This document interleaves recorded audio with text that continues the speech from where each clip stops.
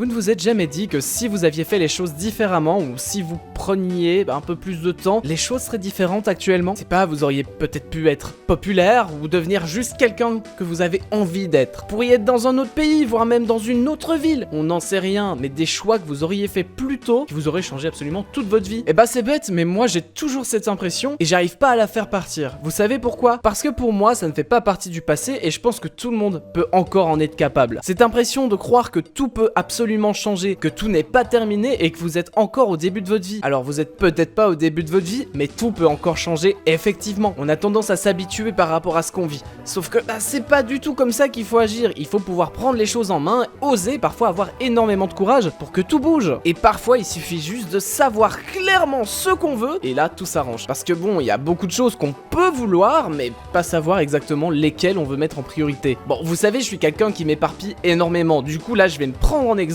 J'ai un nombre incalculable de chaînes ou de projets, ce qui fait que je ne peux pas me concentrer sur une seule, et du coup forcément ça ne marche pas. Regardez, j'aurais pu rester dans la critique de youtubeurs, devenant de plus en plus taclant à mon tour, et ça aurait fait de plus en plus de vues, parce que les gens adorent ça. J'aurais pu directement faire de la critique de jeux vidéo et rester là-dedans, et même chercher des études par rapport à la critique, pour devenir encore plus professionnel dans ce que je fais. Regardez la chaîne sommairement, si je n'avais fait que ça se trouve ça aurait aussi explosé. Les vidéos de Formule 1 commençaient à percer sur TikTok, donc sur YouTube forcément ça ramenait des gens. Là-dessus aussi ça aurait pu fonctionner et je suis même pas le seul à le dire. Et parlons de Formule 1, j'aurais pu aussi me concentrer là-dessus et commencer moi-même à ouvrir ma propre chaîne où je parle d'un avis amateur. Avec un avis amateur, c'est plus français.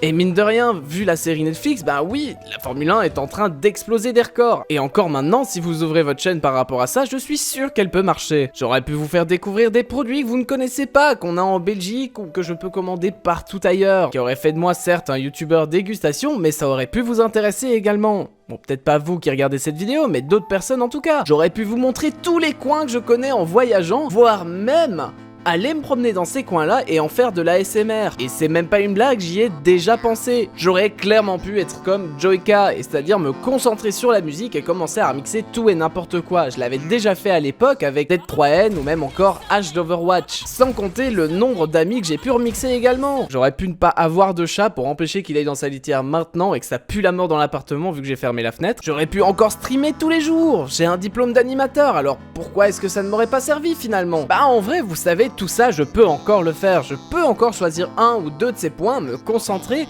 et en faire mon objectif. Écrivez, créez une liste de choses que vous aimeriez faire dans la vie et faites-les une par une ou choisissez vos objectifs principaux. Pour ceux qui sont comme moi, qui s'éparpillent et qui aiment bien toucher à tout et qui ne savent pas se focaliser sur un seul truc, d'ailleurs n'écoutez jamais les personnes qui ne sont pas comme vous parce qu'elles seront de mauvais conseils. Leurs conseils s'appliqueront à des gens comme eux qui savent faire une seule chose et qui veulent faire qu'une seule chose, mais ne s'appliqueront pas à des gens comme vous qui adorez toucher à tout. Si vous avez plusieurs passions, c'est d'office le cas. Faites-moi confiance, j'ai essayé de les appliquer et ça ne vous fera que vous rendre malheureux. J'ai beau avoir 5 chaînes différentes, finalement maintenant je m'y retrouve et j'arrive à m'organiser. Chaque personne est différente et fonctionne d'une différente façon. Des mecs ultra têtus vous diront que tout le monde fonctionne de la même façon et que d'ailleurs les psychologues ne servent tout simplement à rien puisque pour lui tout le monde est comme lui. J'ai un nom en tête mais je préfère me taire pour ne rien dire. On va pas dévoiler ça au public. Partagez vos passions avec ceux que ça intéresse. Il y aura toujours des gens que ça intéressera. Même si c'est pas des gens qui habitent dans votre ville, il y en aura certainement bien plus loin